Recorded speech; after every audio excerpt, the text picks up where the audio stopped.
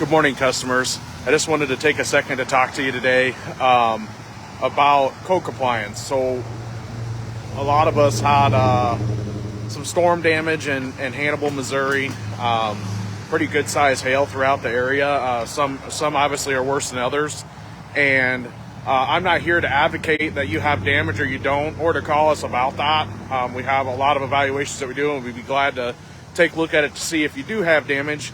I will say that a lot of people that have it, it was significant enough that it had damage on their walls or their vehicle, and had us check it on the roof as well. The reason why I'm doing this video today is to make sure that you know what is owed to you by your insurance company.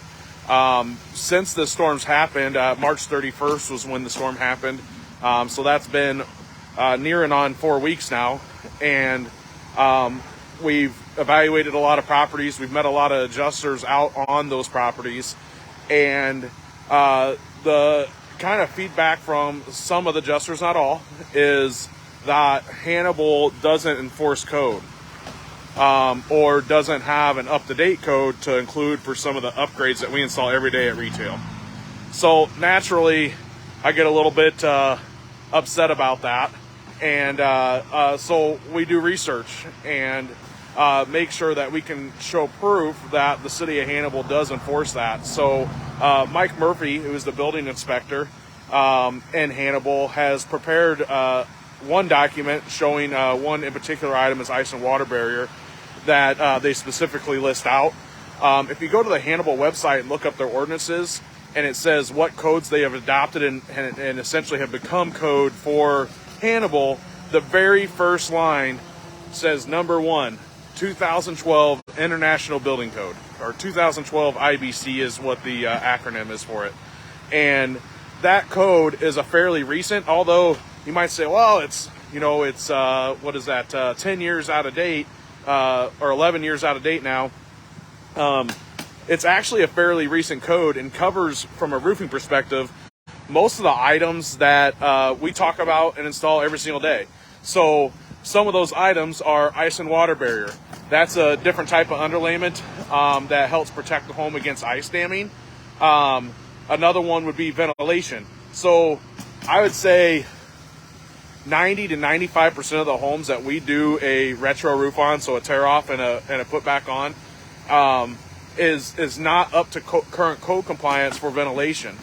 And even newer construction, so your home's less than 20 years old, we're going and doing a re-roof, and we're updating some sort of ventilation. It's not all the time. I'm not saying that it's across the board, but I'm saying it's a very common thing. And if you have storm damage, these are things that you need to discuss with your contractor and make sure that they're familiar with what needs to happen per code.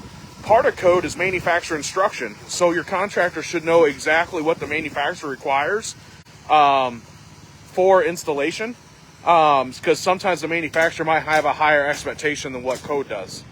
Other types of code would be space decking. So in Hannibal, very historic area, right? 2-story structure, let's say a 2-story brick home, and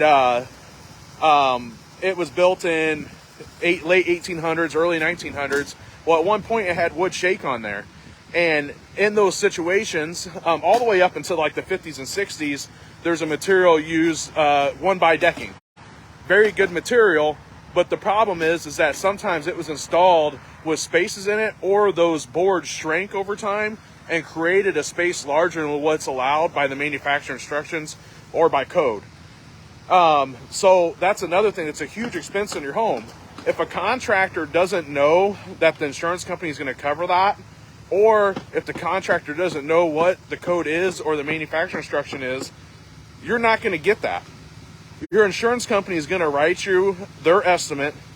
The insurance company writes the estimate. They're going to write that based on what you currently have. They're going to write an estimate based on giving you new of what you got. And it's up to your contractor and up to you to make sure that if there's a manufacturer instruction that requires a change to your roof structure, you have to present that to your insurance company, or the contractor has to present that to the insurance company, and the insurance company needs to change their estimate to reflect these details, or they need to approve your contractor's detailed estimate. Which brings me to my next point. Your contractor should have a very detailed estimate, and it should have descriptions about what it is they're doing and why on their estimate. So if there's a deck installed intake ventilation on their estimate, it should list in there that this is why we had to install this to your home. It's about code compliance, and then they can go into further detail about how that works. Ice and water barrier. So the code is 24 inches inside the exterior wall. So basically you take 25 inches plus your eave measurement, also the width of your interior wall, and that gives you the code compliance for your home. But some homes might have an extra wide porch. So that's considered an eave. That's additional square footage. Some homes have a 312 pitch. So anything under a 412 pitch either requires double underlayment or ice and water barrier over the entire deck. These costs change the project significantly. And that's essentially why, I can't speak definitively for the insurance companies, but essentially why they don't just write the estimate per code and per manufacturer instruction, because they don't know that that's what's going to get installed. They start with what you got, and it's you and your contractor require the burden of proving that you have to install these things per manufacturer instruction and per code. Typically, insurance companies are fairly good to work with when you show those documentations, but sometimes they're not. And you need to make sure that you're armed with knowledge to make sure that you get a roof that you're owed. We did just do a post that has some of those documents on there. Feel free to utilize those to work with your insurance company. The big thing is I just want to make sure that the roofs are getting installed as close to code or manufacturer instruction as possible. And if you can utilize those documents to help you do that, I would get a lot of enjoyment out of the fact knowing that the community is getting a better roof system because of those. For us in particular, you can reach us at our office phone. You can reach us at our office phone, and that's 217-779-7663, and we'll get back to you as soon as we can. My wife, Anita, is the one that answers the phone, and she'll take down your information, and we'll just try to get you a call back and order received. Or you can visit our website and select a free quote request, and that's at rightrateroofing.com, and there's a link in the description. But thanks for tuning in. If you guys have any questions, if you're just wanting to talk on the phone and you've already got a contractor, go ahead and give us a call. And my wife will take that information. I'll call you back and talk to you about what I think for your specific home. I don't get upset that people choose other contractors. There's a lot of contractors out there that are reputable. There's some that aren't. And you need to make sure that you're educating yourself so you can choose the right one, and make sure that your insurance company is paying you for the roof that you owed. So thank you for tuning in, and have a good day.